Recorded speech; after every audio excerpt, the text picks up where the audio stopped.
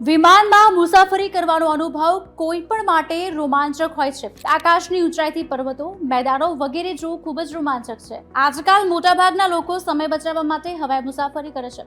હવાઈ મુસાફરીથી લાંબા અંતરને ટૂંકા સમયમાં અને થાક્યા વિના કાપી પણ શકાય છે। રસ્તાની જેમ આકાશમાં પણ ટ્રાફિક હોય છે। ઉડ્ડયન વિભાગ દરેક વિમાન માટે એક રૂટનું આયોજન અને નિયુક્તિ કરે છે, જેનાથી દરેક દેશની ફ્લાઇટ્સ પોતાની માર્ગ પર ચાલી શકે અને આકાશમાં અકસ્માત થતા અટકાવી શકાય। પણ શું તમે જાણો છો કે એક એવી જગ્યા છે જ્યાં બધી ફ્લાઇટ્સ પર પ્રતિબંધ છે? એક એવી જગ્યા છે જ્યાં કોઈ વિમાન ઉડી શકતું નથી। આજે આ જ વિષય પર વધુ જાણવાની કોશિશ કરીશું કે કઈ જગ્યાએ ફ્લાઇટ્સ પર પ્રતિબંધ છે, તેના મુશ્કેલ ભૌગોલિક પડકારો શું છે અને વિમાન કેમ ઉડાન નથી ભરી શકતા। હવે પહેલા એ જાણીએ કે કઈ જગ્યાએ ફ્લાઇટ્સ પર પ્રતિબંધ છે। ભારતની નજીક ચીનની સરહદે આવેલો દેશ તિબેટ ખૂબ જ સુંદર છે। જો કે આ પ્રદેશ પર્વતોથી ભરેલો છે।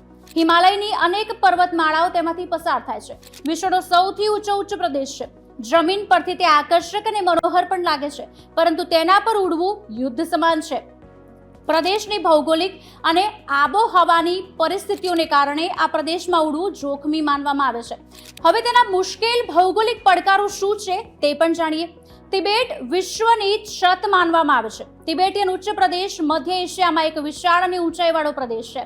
તે આશરે 2.5 મિલિયન ચોરસ કિલોમીટરને આવરી લે છે।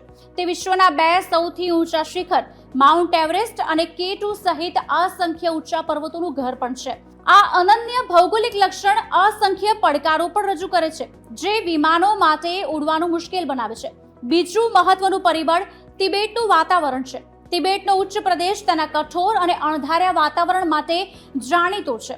જોરદાર પવન અને હવામાનમાં અચાનક જ ફેરફાર ફ્લાઇટ માટે ગંભીર જોખમ ઊભું કરી શકે છે, જે વિમાન માટે ખતરનાક બની શકે છે। જો કોઈ કારણસર વિમાનનું મુખ્ય એન્જિન નિષ્ફળ જાય તો તેને બીજા એન્જિનથી ઉડવાની મદદ પણ મળી શકે છે, પરંતુ બીજા એન્જિનની મદદથી વિમાન વધુ ઊંચાઈ પર ઉડી શકતું નથી। હવે એ જાણીએ કે વિમાન કેમ ઉડાન ભરી શકતા નથી। તિબેટિયન ઉચ્ચ પ્રદેશની સરેરાશ ઊંચાઈ ઘણી ઊંચી છે। આવી ઊંચાઈ પર ઓક્સિજનની પણ અછત હોય છે। ઓછા ઓક્સિજન સાથે એન્જિનને વધુ શક્તિની જરૂર પડે છે, જેના કારણે ઇંધણનો વપરાશ વધી જાય છે।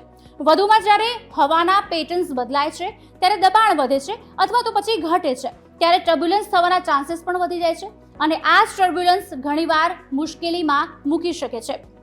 તિબેટિયન પ્રદેશમાં ક્લીન એર ટર્બ્યુલન્સ હોય છે, જેનો પાયલટ્સ અંદાજ લગાવી શકતા નથી। જો આ પ્રદેશમાં ઉડતી વખતે ક્યારેય ઇમરજન્સી લેન્ડિંગની જરૂર પડે તો તે અશક્ય છે। ભૌગોલિક અને હવામાન પરિસ્થિતિઓ સંયુક્ત રીતે આ પ્રદેશને હવાઈ મુસાફરી માટે પડકારજનક બનાવે છે।